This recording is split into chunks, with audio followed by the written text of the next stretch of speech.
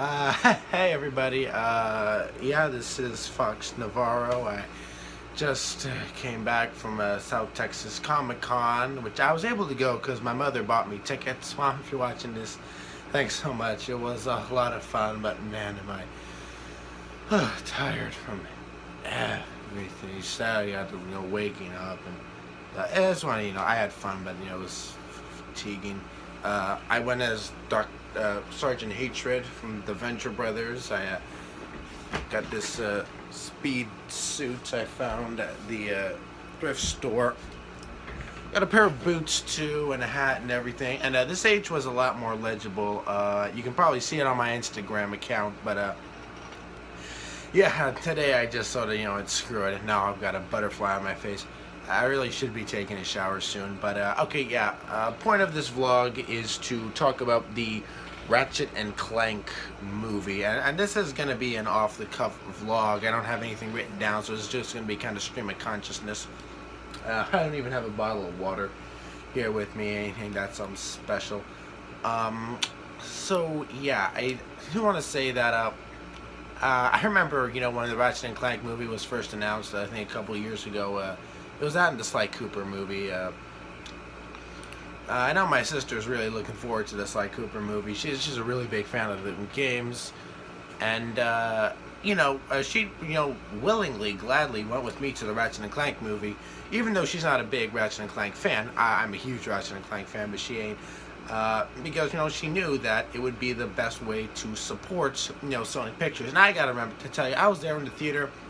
And one of the title cards up there said, Ratchet, it had, the triangle and the square and the circle and the X, and then it said, PlayStation Originals. And I just melted in my seat. Something about that was just really validating and just, amazing to see. It was great. I had a lot of fun looking at that. So yeah, now I saw this the Friday that it opened. It was the 29th of April at a fairly prominent movie theater. Well, I mean, it's not like big. It's on one block. It's not too special. It was a Cinemark Hollywood, USA in McAllen, Texas. The showing was at 9:30 in the evening. And there were two other parties with us in the entire theater. It was, I believe, a couple and a group of siblings or a family that couldn't have been more than 5. So that's not really a good sign. It's Sunday evening when I'm recording this. The box office isn't looking too well. Which I read somewhere that Sony only spent $20 million to make this movie. Which is good that they didn't take too big of a gamble on it, and I know that, well, it definitely looks like it was made on $20 million. It's not that well animated, but it is but when I say it looks like a video game cutscene, how about that? But a long 90-minute video game cutscene. It's pretty good. So I guess at some point I'll start talking about the actual movie. Right now I'm just looking Rotten Tomatoes ratings. Yep, still got Ratchet and Clank as 19%. A little bit just worse than Mother's Day. And yeah, here we go. 19%, no consensus yet. Audience was at 20%, and I was definitely one of the people who liked that movie. I mean, it sucks that this thing didn't do so well, but okay, yeah, I'm just gonna tell you why. As a children's movie, this is a very, very predictable movie. Yeah, if you have any knowledge of modern kids films in the past 5, maybe 10 years or so, you're gonna know everything that happens in this movie before it happens. It does have similar to, and I'll talk about the spoilers in a little bit. I'll mention it before that. But yeah, as a, it's got that, the hero, betting thing, betrayal from one of the main characters. Got the villains, oh, you're not the real villain, yada yada yada. And so yeah, it's a very predictable movie. As a fan of movie, now as a Ratchet and Clank fan, it's supposed to be a reimagining of the first game, and it's got a lot of things different on it. And I remember, just I didn't really know what to see coming because I had these expectations for these characters, and they ended up being really different. Like for example, Ratchet, and we don't get a lot of his backstory in the first game because there's not much to tell. He's just him, working in his own garage. Apparently in this universe, now he's working in a garage for a boss of his that's sort of implied to be his adopted father. They do mention in the movie that, he's a Lombax and he doesn't know where the other Lombaxes come from. Which is, something that's really not getting thrown in deep until the A Crack in Time game that sort of really talks about his backstory. And that's like, 7 games into the series, I think. So, got that paint on my face. I gotta take it off soon. So yeah, and he's also portrayed as, kind of reckless, sort of willing to, do, like, he has more flaws, kind of predictable flaws, I guess, but yeah, still. And then Captain Quark, in this movie, he, in the game, he was portrayed as kind of, he was kind of villainous, sort of, ends justified, make me a hero again, villain with good publicity, I think it is, but, in this series, he is, shown to be a pretty competent, ranger, that's messed up, yeah, he's shown to be pretty competent in this game, it's hot in here, in this movie, he's part of the Galactic Rangers, which, it's him and 2 other people. They come around and, they fight stuff, and then they mentioned the, as soon as, Chairman Drek, okay, I'm stuck at talking about movies, so yeah, the movie, starts really with the Chairman Drek, the villain from the first game, who is voiced by Paul Giamatti instead of, Kevin Michael Richardson, and it took me a while to get used to that, because, I think Drek, I do think, this sort of confident, smuggling, charismatic leader, well, he's not charismatic, he's got that, good Kevin Michael Richardson voice, and then, they replaced him with Paul Giamatti, doing his own thing, and it's jarring. I get used to things pretty quickly, so, it wasn't really that much of a bother. It's still weird. So, yeah, and apparently, he is going to build, the perfect planet. In the first game, they wanted to build a planet from scratch by destroying the other planets to create a new home for the Blarg. But in this game, he's actually trying to create a new planet because apparently the Blarg have been living underground for a while, and they don't have a planet of their own.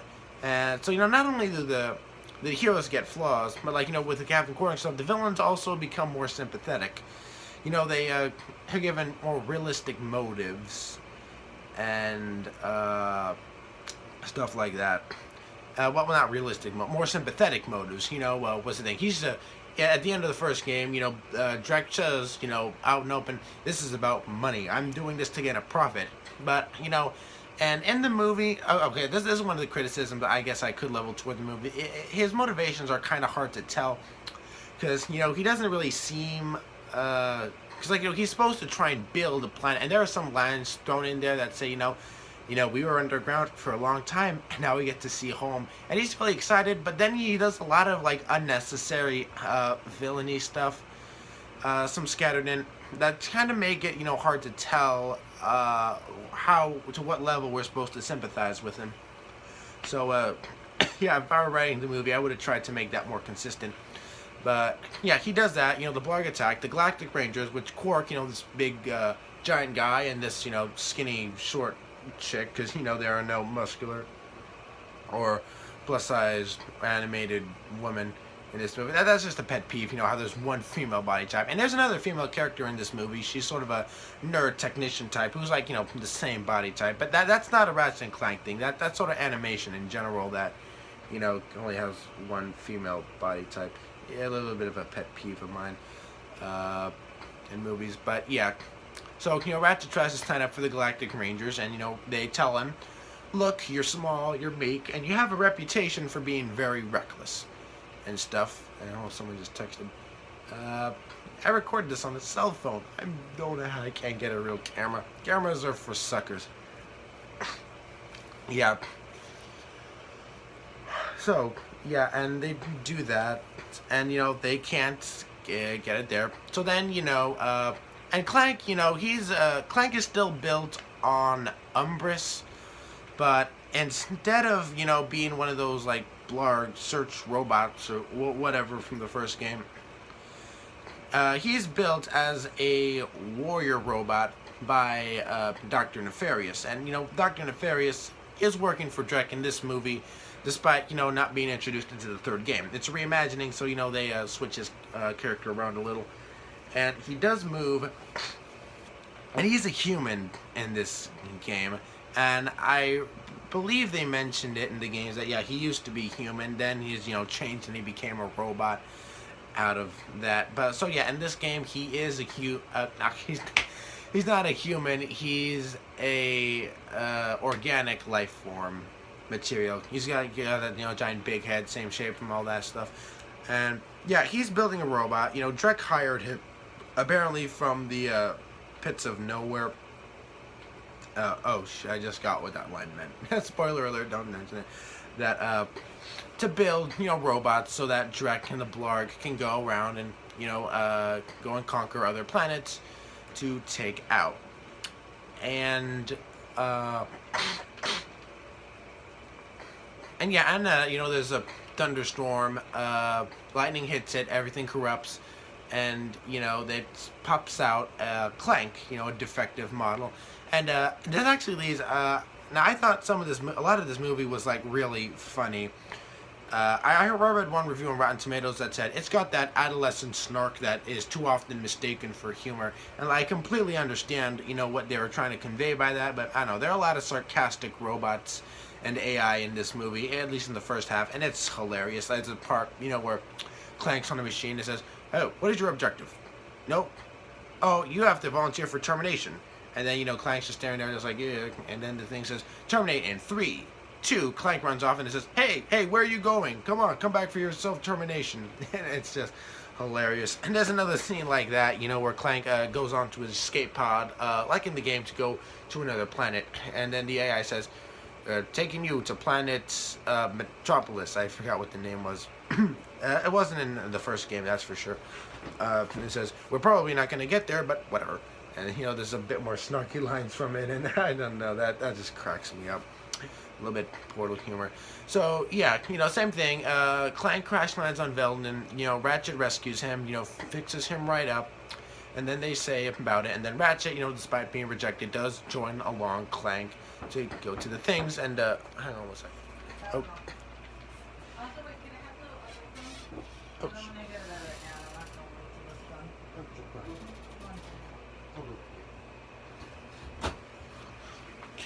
My sister just informed me that it was to go to the home base of the, you know, Galactic Rangers, to the thing, capital city, weird. And yeah, my sister is a lot smarter than I am, so she catches on stuff. Like there's one scene in this movie where you know, Ratchet, you know, after he does something heroic, goes to the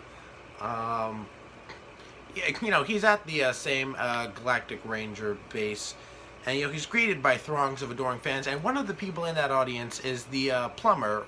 That's a regular guester on the Ratchet and Clank games, you know, like the plumber from the first game on Novalis. Novalis is actually a planet in this movie. It's pronounced like Novalis, I think. I always pronounce it Novalis, or Novalis, like novice. So, I don't know, it was weird it was actually weird to hear a lot of these things pronounced. I don't hang out with a lot of Ratchet and Clank fans. So it was, you know, kind of a weird experience for me to see a bunch of these names, you know, pronounced. Yeah, I mean, a lot of this movie is predictable. I think I'm just going to, you know, get into the spoilers now. So, yeah, after this point, I'm just going to go ahead and just be clean with spoilers for the movie. You'll probably see them coming a mile away, so, you know, don't be too surprised. if something happens, whatever, you'll see it coming. Trust me. Okay, so yeah, this thing does kind of do. It's a variation on that Disney thing where that's not the real villain. This is the main villain. Hold on a second. Oh, I had to turn the compressor off. It's gonna be a little hotter in here, but it's just gonna drown out the audio much more than it already is. So can't have that happening. I'll be done soon, I promise. Okay, so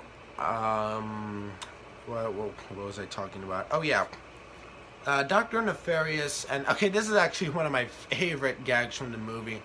There, like I said, just so many little in jokes to the Ratchet and Clank that just the 10-year-old in me just freaking got excited every time one of the references came up. But yeah, Drek is just being arrogant victory, and then Dr. Nefarious shoots Drek with the Sheepinator, which it's not a gun, it's a ray. You're supposed to hold it for a while.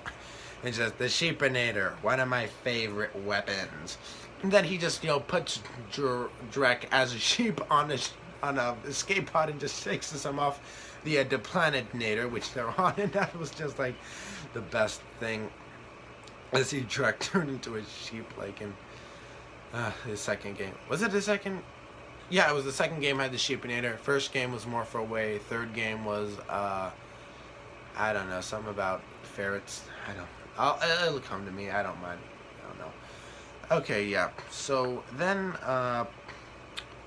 then Dr. Nefarious is the villain. It's revealed that okay, I probably should have mentioned this earlier, but yeah, you remember that second girl I was talking about? Yeah, there's this girl. She's like the smart girl, the nerd who no one listens to because she wants to talk first and then shoot later.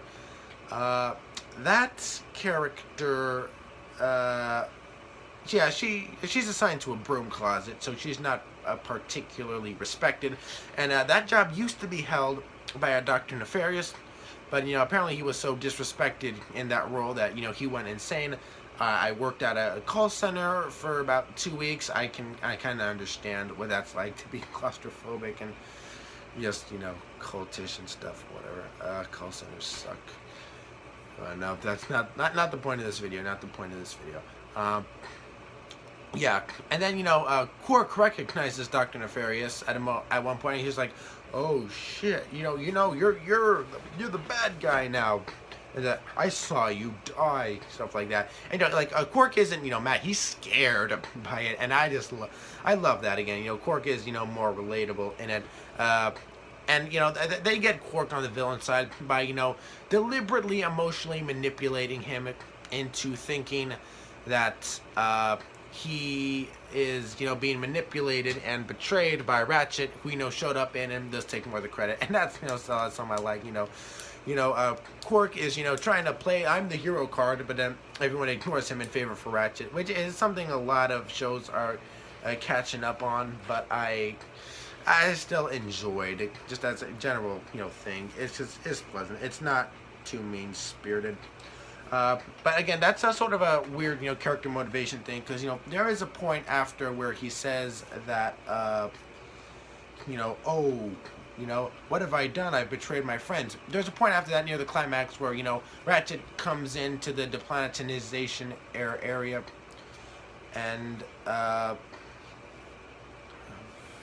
see, and he does, sort of, pretend to be like you manipulated me, which I tried to, compartmentalize in my head by saying it was the, I'm trying to look up a gambit. There's a gambit where, like, if you gamble something so much and you lose a lot of money, then you try as hard as you can to justify that decision so that, you keep going again. Now, that's a logical fallacy. I think, Quark was trying to display that, he already made it this far, might as well go all the way with it. I know what that feeling's like, so maybe that's a justification, but maybe it's lazy writing, maybe it's just, compartmentalization. I'll think of it.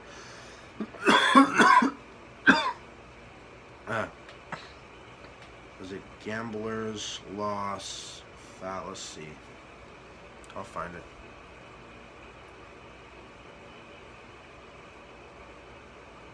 Monte Carlo fallacy.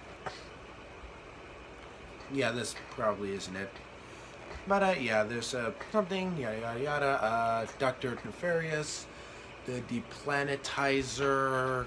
He wants to destroy the whole solar system because, you know, he's a mad scientist in this movie, although mad would imply cognitive impairment. I prefer to be known as a vengeful scientist. I never thought I'd see Dr. Nefarious and Drek work together. Drek was a weird bit. I kind of want to see Ratchet and Clank game where, like, Drek comes back.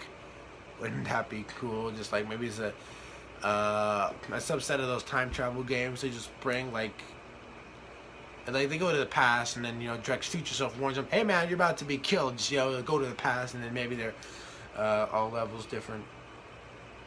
That was weird.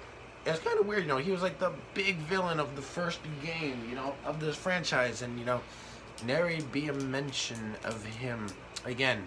I mean, he died at the end of the first game, very clearly. But, okay, yeah. Drek also dies in this movie, too. And spoiler, the escape pod that Dr. Nefarious sends Drek on, it lands onto the perfect planet that he created. And, you know, the sheep walks out, and then eventually, you know, the sheep poops back into Drek again, which is interesting, actually. I didn't know they could turn back into people, but I was sort of worried like that. I was like, holy shit, this guy is condemned to be a sheep forever. But then, no, it's just temporary, and there's got to be some galactic ordinance about that, I don't know. But, yeah, he turns it, and, you know, he's mad that Nefarious betrayed him, but then he's on his, you know, planet, and he's just like, wow, this is good. And, like, the whole time, he's, you know, like, really proud of this planet he's made. But then, you know, after, you know, Quark and Ratchet and Clank beat up Nefarious, the deplanetizer ray shifts over from the planet they were aiming at, which I believe was, it's not Umbris, it's some other one with the U. I think it was the one, no, it wasn't Orkson, that's the one with the Blarg refinery. No. No, I'm sorry, Umbris. Yeah, that's the planet where Quark's base was on. I'm thinking of something else, the planet with the robot factory. That also started with the U. I don't remember. I don't know. Either way, it moves away from the planet they were trying to hit, and then it hits, you know, Drek's planet while he's the only one on it, and he's just like, oh, shit. And then gets hit. And at that exact time, you know, I heard someone in the back just go out and say, that's the definition of irony, or something to that account, and it was funny. A lot of this movie is predictable, but it's still really good. There's not much else I can say about it. There was one part in where Clank was trying to determine what species that Ratchet was by, you know, looking in his database, and, you know, you can see it from his point of view. There's a little clip. They show Daxter from Jack and Daxter. It goes, eh. And then there's this one animated guy. I think he's one of the creators of the movie. It might have been a different game. I don't know.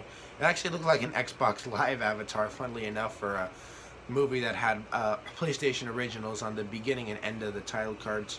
But then it had Sly Cooper, you know, in it as, like, the last one. And it was, you know, the joke, like, hey, cameo, these characters, you know, sort of tease into their movies coming up next.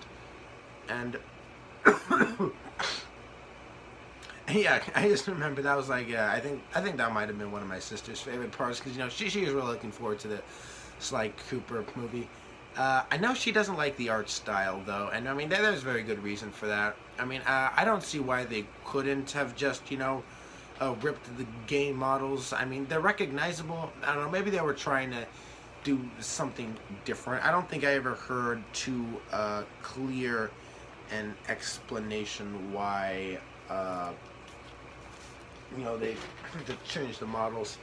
And, I mean, you know, Bentley's is perfectly fine. Sly's a little off-putting. Murray, I've kind of gotten used to. I hope, you know, because, like, Murray's the muscle, you know.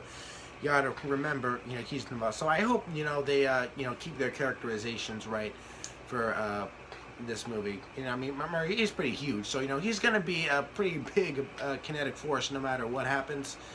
But I still want to make sure that he is, and now, you know, all the other characters are portrayed well. Oh, was Carmelita Fox? No, I don't think Carmelita Fox was in the trailer. Oh god, what's her recharacterization gonna look like? I mean, they're gonna pair her up with Sly, so it's got to be, you know, kind of the same as Sly. I think. Honestly, I do think like I enjoy the Ratchet and Clank games more because there's more of them. But I think the Sly Cooper characters are, you know, much more fun and interesting. Not that I don't like, you know, the scruffy adventurer type and the snarky robot sidekick, but yeah, I don't know. There's just something about Sly, you know, he's just, you know, his cool under pressure persona despite a very tragic backstory. I mean, you saw your dad get killed. That would mess a person up. And you know, his other, you know, orphan friend, you know, the sort of smart guy, you know, try to overcome his thing. Very hilarious. And then I guess, you know, the cop and robber romance thing, it's not the most original thing in the world, but looks like Cooper does it really well. I've always enjoyed, you know, watching Sly and Carmelita, you know, their antics and go forth. And I think the end of the first game, you know, where the 10-second head start, that's one of my all-time favorite video game moments. When I look back on it, this is really awesome. What else? Actually, I wonder. Oh God, I have so many questions about the Sly Cooper movie. I kind of wanted to just come out. I think it's supposed to come out later this year, or it was supposed to, but it did. I know the Ratchet and Clank movie was supposed to come out last year, I think, but then you know, it got moved forward. Oh, yeah, that movie is not gonna do well at the box office, and it's you know, Ratchet and Clank I'm talking about, because, you know, I really thought it was, you know, good, but obviously my perspective is going to be different from that of the general moviegoer, and that's fine. You know, I completely am a proponent of a movie should be able to stand on its own. You shouldn't watch a movie knowing that, excuse me, not knowing some other stuff about the rest of the franchise, I mean, unless of course it's specialized for that. Like, you know, this is a theatrical movie. You know, it was marketed toward a younger audience. It's rated PG, so, you know, it should have. But, you know, it didn't do well. It's probably not going to do well. I at least hope, you know, that well, best case scenario, you know, Sony learns from their mistakes. I mean, Sony is a big company. You know, they're not. This isn't going to devastate them or anything. But, you know, I have two hopes for this. One is that, you know, this won't impact the development of the Sly Cooper movie. I mean, they already have a trailer for that. I have to imagine that, I mean, they wouldn't cancel it, would they? I'm not going to jinx that. But it seems like they have a, you know, enough investment in it. But, yeah, with this performance, I can totally see if they might want to put that on the back burner. I mean, I hope they don't. From a standpoint of a fan, I really hope they don't do that. But as a business standpoint, I could see their justification. But the fan of me won't like it in one bit.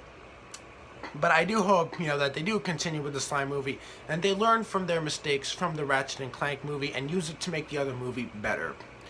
You know, like, get some, I don't know, get a better cast, like, you know, writers and stuff, and, you know, direction, and, you know, market it better. You know, I barely saw much marketing for Ratchet and Clank. I saw like 2 TV commercials the Thursday before it hit theaters, and I saw some posters and like cardboard cutouts inside movie theaters themselves. You know, that's not really big promotion. The only people who knew about this movie were the people who have been, you know, following this, you know, planned franchise. I have no idea what the Jak and Daxter movie is going to be out. I mean, most of the games, you know, are like Jak 2, Jak 3, and Jak X, and those are, you know, dark, you know, pseudo sci-fi stuff. But the first Jak and Daxter game was a relatively lighthearted sort of fantasy thing.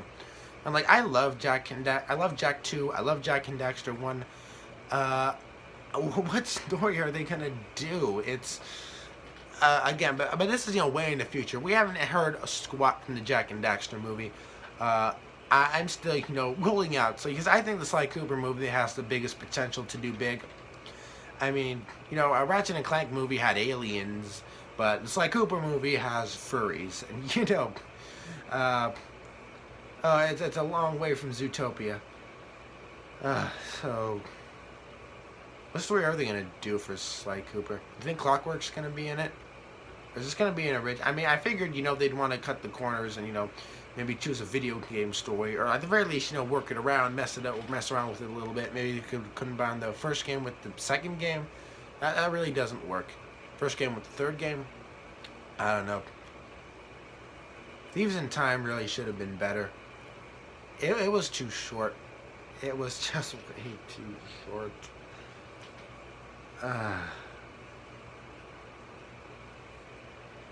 Yeah, the Ratchet and Clank movie was directed by the guy who did Dylan Dog Dead of Night, which I never saw that movie. I saw the trailers for it. I thought, that sounds funny. But I do know that it got, pretty bad, savage reviews by critics, and audiences, didn't really care for it either. So, that's probably not, you could have hired a better director. But, it's animation, and animation, can screw with even the best of us. Okay, it's really getting hot in here. I'm gonna just turn on my compressor, shut up, upload this, assorted mess of a video, and just, be glad that I'm just gonna be glad that, I supported a movie that I wanted to see succeed on opening weekend. And this movie does enter the rare pantheon of films that I have seen the weekend that they came out. Let's see, there's Coraline, that's when, back in 2009. It was an awesome movie. Yeah,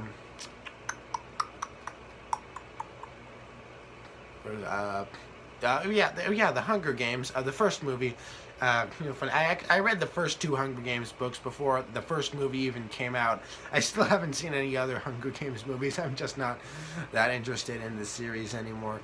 But yeah, I saw the first Hunger Games movie opening weekend. It came out, helped contribute to that record.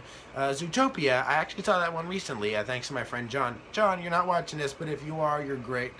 He took me to see a movie at that place in Far, and Zootopia was awesome. And then, the Ratchet and Clank movie is number 4. So yeah, I'm glad to be put it in that pantheon. I'm going to get out of the speed suit because it's a size too small and it's hot. And I promise I'm going to try and get that Fred video up as soon as I can. But, I do have, the last 2 weeks of school are coming up. So, hopefully it should be a lot easier after that to get a decent job. Well, I mean, I want to try and get work over this summer. Try and save that funds still. I'll graduate from community college soon, go to 4-year institution. Okay, shut up. I'm shutting up now. Bye. Go see Ratchet and Clank. Honestly, it's really good. If you like cheesy kids cartoon stuff, you won't be disappointed.